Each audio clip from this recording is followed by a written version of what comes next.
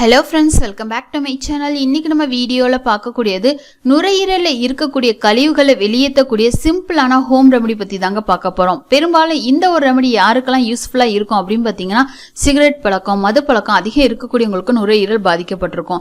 அந்த மாதிரி இருக்கக்கூடியவங்களாம் இந்த ஒரு ரெமடியை வாரத்துக்கு ஒரு முறையாவது பயன்படுத்திட்டே வந்தீங்க அப்படின்னா கண்டிப்பாக உங்கள் நுரையீரலில் இருக்கக்கூடிய அந்த கெட்ட கழிவுகள் எல்லாத்தையுமே இது வெளியேற்றதுக்கு ரொம்பவே யூஸ்ஃபுல்லாக இருக்கும். இந்த ரெமடி பார்த்தீங்கன்னா புகையிலை, சிகரெட் பழக்கம் இருக்கக்கூடியவங்களுக்கு மட்டும் இல்லைங்க, தலையில கெட்ட நீர் அதிகமா இருக்கக்கூடியவங்களும் சரி, இல்ல மூச்சு திணற பிரச்சனை, அதாவது சளி ஓவரா இருந்து மூச்சு திணற பிரச்சனை இருக்கு அப்படிங்கிறவங்களுக்கும் இந்த ஒரு ரெமடி ரொம்ப ரொம்ப யூஸ்ஃபுல்லா இருக்கும். இந்த ரெமடி நீங்க யூஸ் பண்ணும்போது பாத்தீங்கன்னா நம்மளோட ஃபேஸ் ரொம்பவும் பிரைட்னஸா மாற ஆரம்பிக்கும். ஸோ இந்த ரெமடி எப்படி பண்ணலாம்னு சொல்லிட்டு தான் இன்னைக்கு பதிவுல நம்ம பார்க்க போறோம்.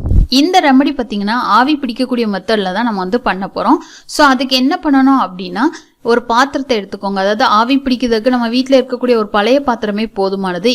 இந்த பாத்திரத்துல ஒரு அரை அளவுக்கான தண்ணி எடுத்துக்கோங்க. இதுல என்ன பண்ணணும் அப்படின்னா, 1 டீஸ்பூன் அளவுக்கான மஞ்சத்தூள் சேர்த்துக்கோங்க. இது கூடவே ஒரு உலக்குல 7 மிளகையும், அது கூடவே பார்த்தீங்கன்னா ஒரு துண்டு இஞ்சியை தோலை நீக்கிட்டு போட்டுட்டு அதை நல்லா தட்டிட்டு அதையும் சேர்த்துக்கோங்க.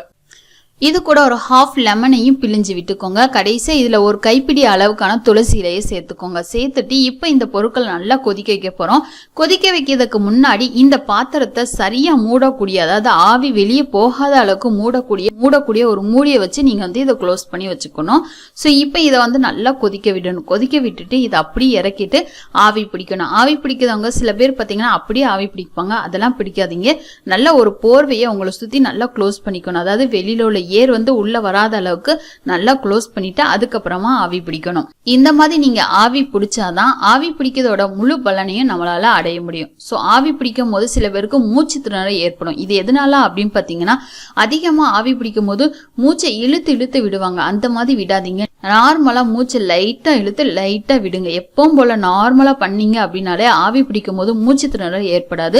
முக்கியமான விஷயம் இதுல என்ன அப்படின்னு பாத்தீங்கன்னா, கண்களை மூடி இருக்கணுங்க. வாயை நல்லா திறந்து வச்சு ஆவி பிடிக்கணும். இந்த மாதிரி நீங்க ஆவி பிடிக்கும் போது நான் சொன்ன மாதிரியே தொண்டை பிரச்சனை, தலைவலி, சில பேருக்கு பாத்தீங்கன்னா தலையில அதிகப்படியான நீர் இருந்துகிட்டு பாடாப்படுத்தும். ஸோ அந்த மாதிரி பிரச்சனைக்கும் சரி, நுரையீரலில் இருக்கக்கூடிய அதிக கழிவுகளையுமே இது வெளியேற்றும். இது ரொம்ப ரொம்ப நல்ல ஒரு ரெமடி. எந்த ஒரு சைடு எஃபெக்டையும் ஏற்படுத்தாத சிம்பிளான ஹோம் ரெமடிங்க.